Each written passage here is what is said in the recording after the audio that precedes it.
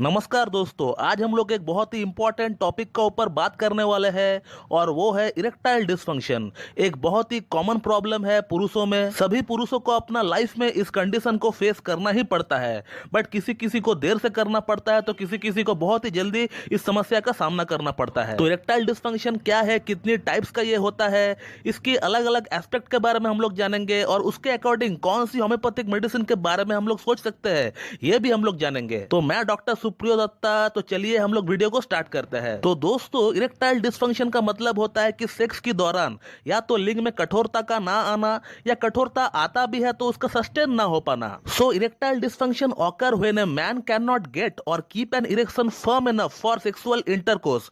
This is only known as erectile dysfunction. तो erectile dysfunction basically तीन तरह की होती है।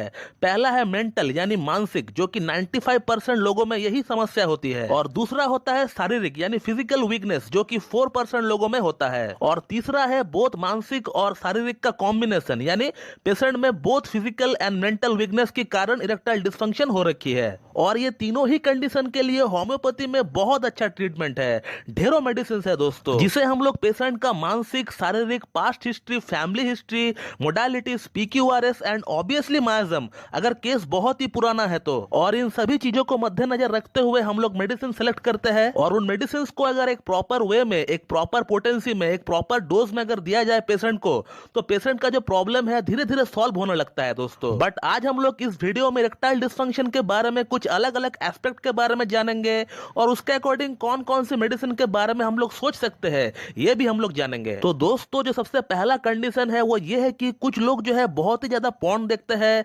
हर दिन 4-4, 5-5 घंटा जो है पॉर्न से चिपके हुए रहते हैं, और उसे देख देख कर पेशेंट जो है हैंड प्रैक्टिस भी करने लगते हैं। और यही पेशेंट जब उनका शादी होता है तो वो जो है सेक्सुअली बिल्कुल भी स्टिमुलेट नहीं हो पाता है, बिल्कुल भी परफॉर्म नहीं कर पाता है, उसे हैंड प्रैक्टिस में ही मजा आता है, रियल सेक्स वो कर ही नहीं पाता है। दोस्तों, ये आज की डेट में एक बहुत ही बड़ी समस्या है और इसको ठीक करना भी बहुत ही जरूरी है, नहीं तो आपका मैरिड लाइफ पूरी तरह से डगमगा सकता है। मुझे हर हफ्ता 4-5 केसेस इस तरह की देखने को मिलता है क्लिनिक में, जहां पेशेंट हैंड प्रैक्टिस तो कर पाता है लेकिन रियल सेक्स नहीं कर पाता है। शादी के बाद भी वो पेशेंट हस्तमैथुन ही करता रहता है, और ये चीजें डेवलप होता है एक्सेसिव पॉर्न देखकर हस्तमैथुन करने के कारण से। तो इस तरह की कंडीशन के लिए होम्योपैथी में एक बहुत ही अच्छा ट्रीटमेंट है, और उस ट्रीटमेंट पार्ट की जो सबसे ज्यादा कारीगर मेडिसिन है उसका नाम है बूफो। पूरा नाम है बूफोराना। दोस्तों, अगला जो कंडीशन है वो ये है कि पेशेंट को इरेक्शन तो आता है और वो पेशेंट इंटरकोर्स भी कर पाता है, लेकिन उनका जब सीमन डिस्चार्ज होता है, जब उनका वीर्य बाहर निकलता है, तो उनको कोई प्लेजर नहीं मिल पाता है।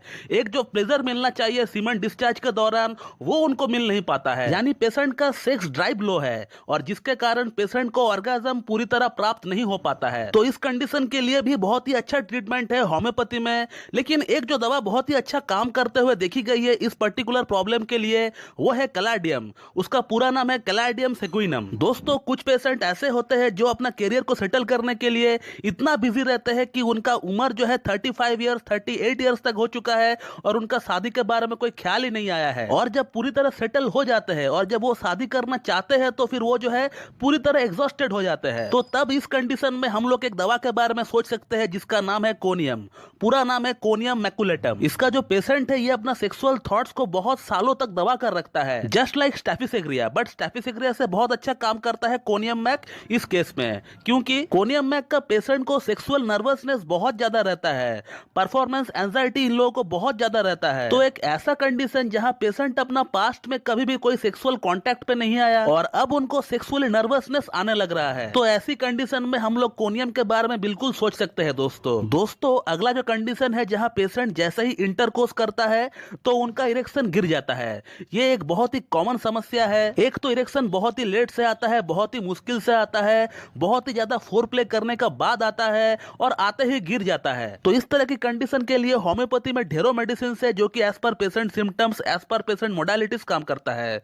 बट एक मेडिसिन है जिसका नाम है एग्नस कैस्टस। ये बहुत ही अच्छा काम करता है इस पर्टिकुलर कंडीशन में। दोस्तों, अगला जो कंडीशन है वो है स्ट्रेस यानी मानसिक तनाव, जो कि आज की डेट में बहुत ही कॉमन समस्या है। लोग अपना बिजनेस को लेकर, अपना काम को लेकर, अपना जॉब को लेकर इतना ज्यादा बिजी रहते हैं, स्पेशली वो लोग जो IT सेक्टर में जॉब करते हैं, जो मार्केटिंग सेक्टर में जॉब करते हैं, जो सेल्समैन की जॉब करते हैं, जहां उनका कोई ना कोई टारगेट फिक्स रहता है, और इन लोगों को 10-10, 12-12 घंटों तक काम करना पड़ता है। और तो और ये लोग जो है है अपना ऑफिस का काम को घर पर भी लेकर आते हैं, और at the end of the day ये लोग जब संभोग करने का ट्राई करते हैं तो इन लोगों का प्रॉपरली इरेक्शन नहीं आता है, या फिर इरेक्शन आता भी है तो स्ट्रेस का कारण इरेक्शन जो है वो गिर जाता है। तो ऐसी कंडीशन में जिस मेडिसिन के बारे में हम लोग सोच सकते हैं उसका नाम है लाइकोपोडियम, पूरा नाम है लाइकोपोडियम क्लेवेटम। दोस्तों अगला कंडीशन है उन लोगों के लिए जिन लोगों का एज 50-55 साल हो चुका है और बढ़ता हुआ उम्र के कारण जिन लोगों में ईडी की प्रॉब्लम हो रखी है, तो उन लोगों में भी लाइकोपोडियम बहुत ही अच्छा काम करता है।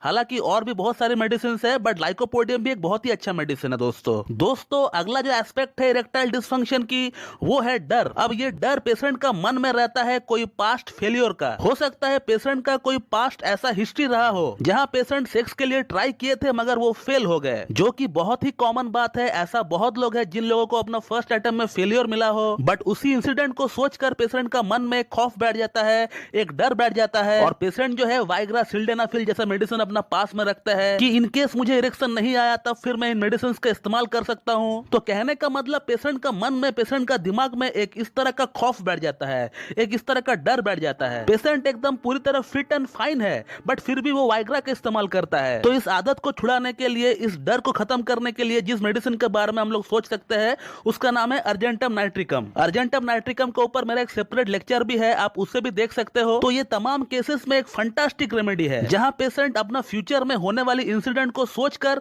आज से ही घबरा जाता है। इस तरह की कंडीशन के लिए अर्जेंटम नाइट्रिकम बहुत ही अच्छा काम करता है। दोस्तों अगला जो कंडीशन है इरेक्टाइल डिस्फंक्शन के लिए वो उन लोगों के लिए है जिन लोगों को डायबिटीज है, और डायबिटीज का कारण जिन लोगों को इरेक्टाइल डिस्फंक्शन हो रहा है। तो फिर जिन लोगों में डायबिटीज है और डायबिटीज का कारण जिन लोगों में इरेक्टाइल डिस्फंक्शन की प्रॉब्लम हो रही है, तो फिर इन तमाम केसेस में हम लोग ऑनोस्मोडियम नाम का एक मेडिसिन है, इसे हम लोग बिल्कुल यूज कर सकते हैं। दोस्तों हालांकि और भी बहुत सारे मेडिसिन है, लेकिन जिन लोगों को डायबिटीज है और डायबिटीज के साथ साथ जिन लोगों में इरेक्टाइल डिस्फंक्शन की प्रॉब्लम है, तो फिर उन लोगों में हम लोग ऑनोस्मोडियम बिल्कुल यूज कर सकते हैं। दोस्तों ये बहुत ही अच्छा काम करता है इन लोगों में। दोस्तों अगला जो कंडीशन है वो ये है कि जहां पेशेंट लंबे समय से कोई disease like typhoid, TB, malaria, dengue या कोई बड़ी डिजीज के साथ फाइट कर रहा होता है, और डिजीज के साथ फाइट करते करते पेशेंट का इम्यूनिटी, पेशेंट का वाइटल फोर्स एकदम लो हो चुका होता है, और अब डिजीज ठीक होने का बाद जब पेशेंट फिर से अपना सेक्सुअल लाइफ को स्टार्ट करना चाहता है तब फिर उनमें बहुत ज्यादा वीकनेस आने लगता है। तो फिर इस तरह की कंडीशन के लिए बहुत सारी मेडिसिन है